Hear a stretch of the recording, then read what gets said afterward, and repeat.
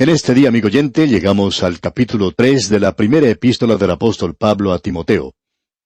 Y aquí nos encontramos en una parte nueva de esta epístola, donde se trata de la cualidad o los requisitos que deben tener los ancianos y diáconos en la iglesia. Lo que tenemos aquí, por supuesto, es algo muy práctico, ya que tiene que ver con la iglesia local. Tenemos entonces en el primer versículo de este capítulo 3 de la primera epístola a Timoteo lo siguiente: palabra fiel. Si alguno anhela obispado, buena obra desea.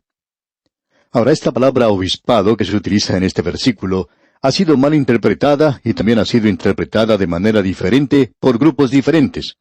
Aquellos que creen en una forma de gobierno episcopal en la iglesia ponen mucho énfasis en esta palabra.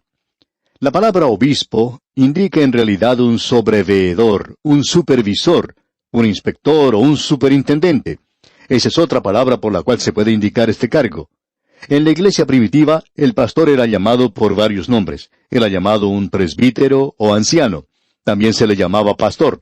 También se le llamaba obispo o sobreveedor. Y por supuesto tenemos que decir que también se utilizaba la palabra ministro como título para esta persona. De paso, digamos que a él nunca se le llamó reverendo. Y creemos que ningún predicador debe ser llamado reverendo. Reverendo quiere decir en realidad terrible, y quizá eso puede aplicarse a algunos de nosotros, pero quiere indicar aquello que incita al terror, y es un nombre que solo se utiliza en cuanto a Dios. Pero estas son diferentes palabras que se utilizan aquí. Personalmente creemos que anciano y obispo son la misma persona. Debemos decir que la iglesia episcopal está en total desacuerdo con esto, o aquellas iglesias que tienen ese tipo de gobierno. Creemos que el título de anciano viene de la palabra griega presbúteros. Es la palabra que se aplica a la persona. Es decir, que este hombre tiene que ser un creyente ya maduro. Y veremos que eso era algo muy importante. Y luego tenemos el término obispo, que viene de la palabra griega episcopos, que se refiere al cargo que ocupa. De modo que tenemos aquí la palabra anciano y también la palabra obispo. Y creemos que esta palabra se puede aplicar a la misma persona. De todos modos, un obispo nunca en la iglesia primitiva tenía autoridad sobre los demás obispos o los demás ancianos. Y este hombre tampoco tenía ninguna autoridad sobre las iglesias. Uno no encuentra eso en la palabra de Dios. Aún el apóstol Pablo, quien fundó esas iglesias, nunca habló en cuanto a sí mismo como si fuera el obispo de tal o cual iglesia, o alguien que estaba gobernando la iglesia de alguna manera. Entonces encontramos que el ministro, como lo llamamos en el día de hoy en la iglesia, es aquella persona que está allí para servir.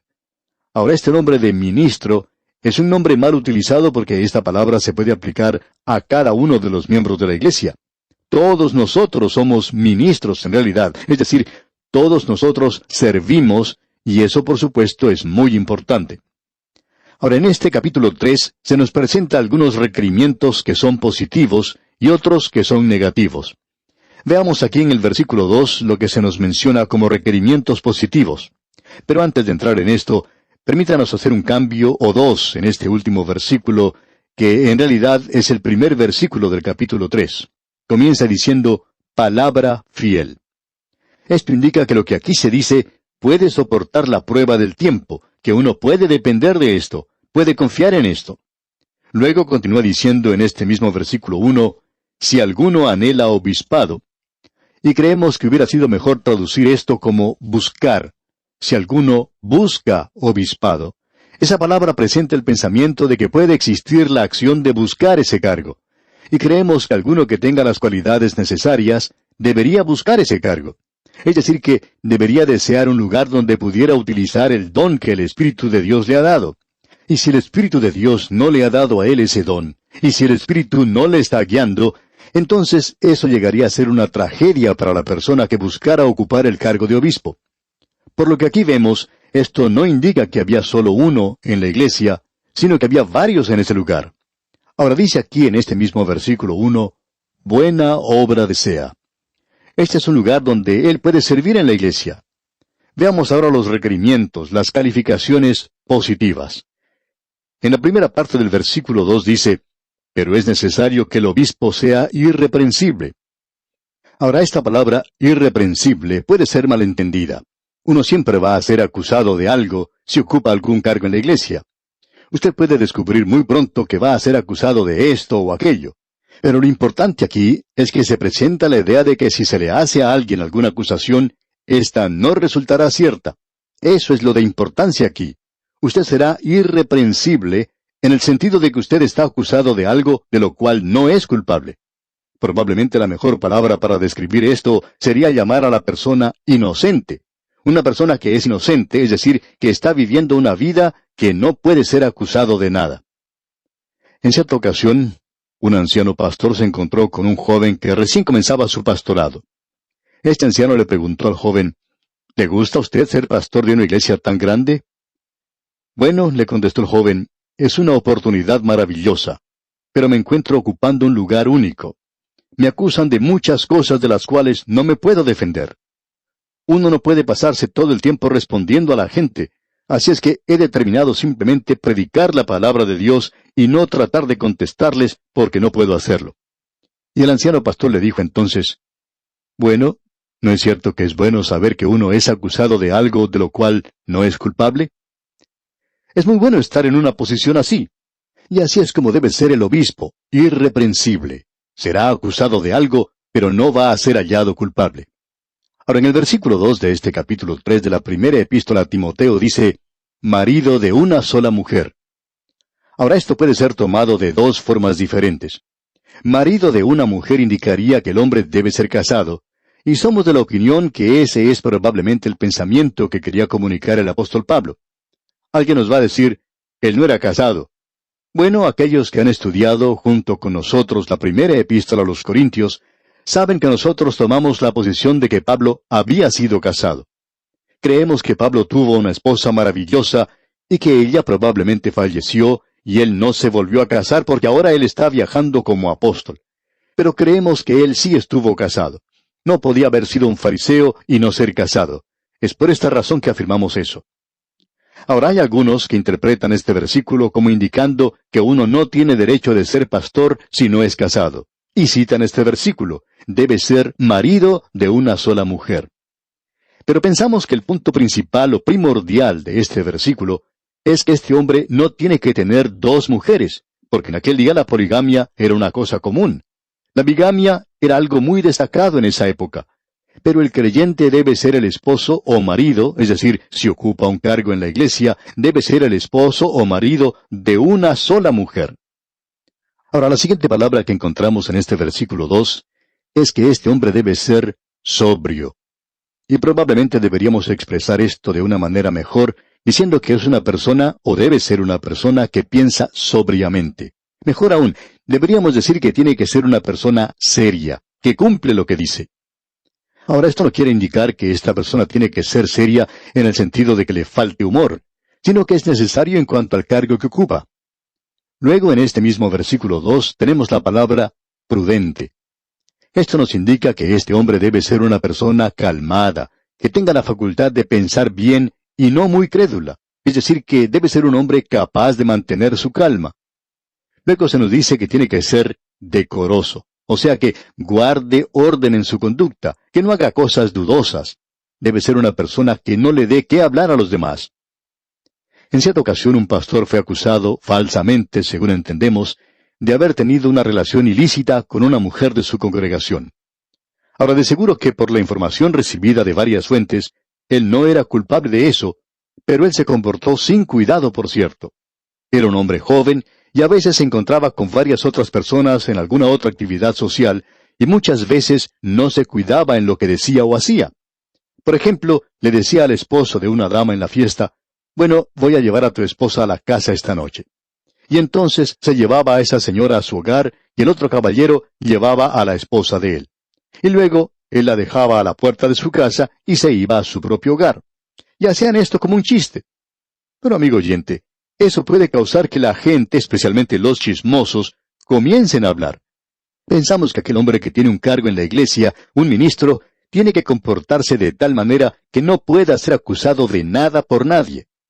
Bueno, hacer chistes está bien, pero no que estos lleven a hacer cosas dudosas. Y estamos seguros que ese es el pensamiento que el apóstol Pablo quiere presentarnos aquí. Luego, siguiendo adelante con la lectura de este versículo 2, encontramos que el ministro debe ser hospedador. Esto nos indica a una persona que le gusta tratar bien a aquellos que vienen a visitarle.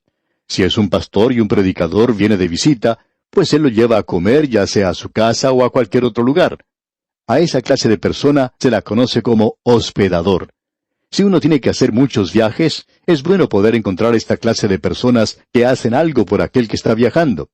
Y por cierto, podemos decir que hay muchas de estas personas que uno puede encontrar por muchas partes. Ahora, otra cualidad que encontramos en el mismo versículo 2 es apto para enseñar. Y debemos poner énfasis en esto. Creemos que un hombre no debe llegar a ocupar un cargo de anciano en la iglesia o de obispo en la iglesia, a no ser que él pueda enseñar la palabra de Dios. Hubiera sido muy bueno si las iglesias se acostumbraran a dar una prueba teológica a cada persona que quisiera ocupar algún cargo. Si esta persona no pasa esa prueba, entonces no debe llegar a ocupar ese cargo que busca. Esta podría ser una buena idea. Llegamos ahora a los requerimientos negativos, aquí en el versículo 3 de este capítulo 3 de la primera epístola a Timoteo. No dado al vino, no pendenciero, no codicioso de ganancias deshonestas, sino amable, apacible, no avaro. Ahora note usted, no dado al vino. Estamos seguros que eso se entiende bien. Por cierto que esa persona no debe ser un borracho. Luego se nos dice, no pendenciero. Es decir, una persona que no ande buscando pleito, pelea con los demás o cosas por el estilo. La siguiente indicación es que debe ser no codicioso de ganancias deshonestas. Esto nos indica que no debe tener amor al dinero. Se nos dice que el amor al dinero es la raíz de todos los males. Y esta persona no tiene que tener amor al dinero. Esto ha causado que muchos que ocupaban cargos en las iglesias hayan tenido problemas por la forma en que tratan con el dinero, por la forma en que actúan en sus negocios o donde trabajan, y por la forma en que utilizan el dinero de la iglesia. Es necesario, pues, tener mucho cuidado en cuanto a esto. Y lo que Pablo nos dice aquí es algo muy serio. Prosiguiendo con este mismo versículo 3, nos dice que este hombre debe ser amable. O sea, debe ser una persona, como se indica aquí, apacible. Tiene que ser una persona con la cual se pueda conversar. Hay algunos que piensan de forma tal que es imposible razonar con ellos. No se puede hablar con ellos. Con otros sí se puede. Esto nos indica también que esta persona no debe buscar pleitos con los demás. Hay algunos que siempre están creando problemas en la iglesia. Estos nunca deben llegar a ocupar cargos en la iglesia. Y al final de este versículo 13 nos dice, no avaro. Uno podría decir que esta es una persona que ama el dinero, pero aquí indica una forma de idolatría. Esto no es solo el amor al dinero, sino que es en realidad el rendirle adoración y poner la riqueza antes que cualquier otra cosa. Y continuamos luego leyendo en el versículo 4 de este capítulo 3 de la primera epístola a Timoteo, que gobierne bien su casa, que tenga a sus hijos en sujeción con toda honestidad. El anciano debe ser la autoridad en el hogar, sin llegar a ser un dictador, por supuesto. Si no puede gobernar su propia casa, entonces no va a poder gobernar en la iglesia. Y en el versículo 5 continuamos, pues el que no sabe gobernar su propia casa, ¿cómo cuidará de la iglesia de Dios? Luego en el versículo 6 tenemos algo que es muy importante, algo que debemos enfatizar, ya que allí comienza diciendo, no un neófito. Esto indica en realidad que no debe ser un recién convertido. Debe ser una persona que haya sido convertida por algún tiempo. Hay veces que un hombre se convierte esta semana y ya en la próxima semana está él ocupando un cargo en la iglesia y no creemos que esté listo para hacer eso.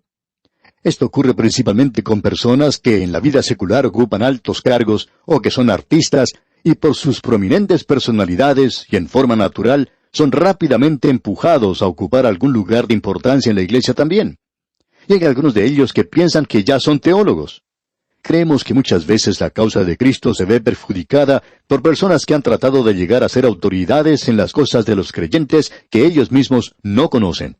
Creemos que es algo bueno si quieren dar su testimonio, pero cuando esta gente comienza a decirle a aquellos que ya han sido creyentes por mucho tiempo, por muchos años, y quieren corregirles en cuanto a esta doctrina y aquella otra, entonces decimos que están perjudicando la causa de Cristo. Y aquí en el versículo 6 leemos, no un neófito, no sea que envaneciéndose caiga en la condenación del diablo. Aquí se nos menciona el gran pecado de Satanás. Fue el orgullo, el envanecimiento, y ese puede ser uno de los grandes pecados de los que ocupan cargos en la iglesia. así como también de los predicadores. Esto puede ocurrir en cualquier campo, pero especialmente es algo que se nota mucho cuando es en la iglesia. Y ahora en el versículo 7 leemos esta advertencia. También es necesario que tenga buen testimonio de los de afuera, para que no caiga en descrédito y en lazo del diablo. Es decir, si una persona tiene una mala reputación fuera de la iglesia, por ejemplo, no paga sus cuentas o no se puede confiar en él, eso quiere decir que es un mentiroso. Entonces, ese hombre es un candidato no a ocupar un cargo en la iglesia, sino que es un candidato del diablo, y es mejor que él represente al diablo que representar la causa de Cristo. Llegamos ahora a los diáconos, y tenemos algunos de los requerimientos para ellos. En la primera parte del versículo 8 se nos dice, los diáconos asimismo deben ser honestos, sin doblez. No tienen que ser personas de dos caras. Eso puede ser algo muy peligroso. Una persona que trata de complacer a todo el mundo o que no tiene el coraje, el valor de mantener su posición. Existe cierto balance muy delicado entre el ser una persona debilucha y un dictador. Pero alguien que ocupa un cargo en la iglesia debe ser algo entre esos dos. Luego se nos dice en la segunda parte de este versículo 8, no dados a mucho vino, no codiciosos de ganancias deshonestas. Y no vamos a tratar de explicar esto porque debemos tomarlo tal cual está aquí. Creemos que la Biblia enseña moderación, sobriedad. Creemos que esto es algo importante. No creemos que la Biblia enseñe una abstinencia total, porque usted debe recordar que en aquella época no había muchas medicinas y el vino era un remedio. Puede ser un remedio si se usa de esa manera hoy. Y después de todo, ¿no es cierto que un 50% de la medicina o de los remedios que uno toma hoy tienen su base en el alcohol? En cierta ciudad se encontró que una mujer que era la presidenta de un grupo que auspiciaba la abstinencia de las bebidas alcohólicas, falleció y luego se comprobó que había fallecido de una enfermedad al hígado. Y la gente no podía creer esto porque había sido causada por el alcohol. Se descubrió que esta mujer había tomado cierto tónico por muchos años que contenía 70% de alcohol. Esta persona estaba enseñando que era bueno abstenerse totalmente, pero por cierto que ella no estaba siguiendo lo que enseñaba.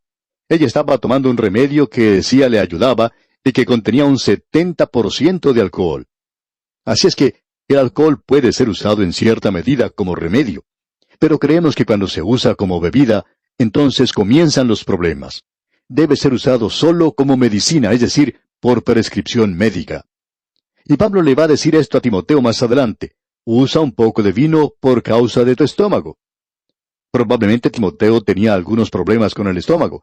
Quizás siendo un joven pastor tenía muchos problemas con los diáconos, y eso, amigo oyente, le puede dar a cualquier pastor úlceras, quizá más rápido que cualquier otra cosa.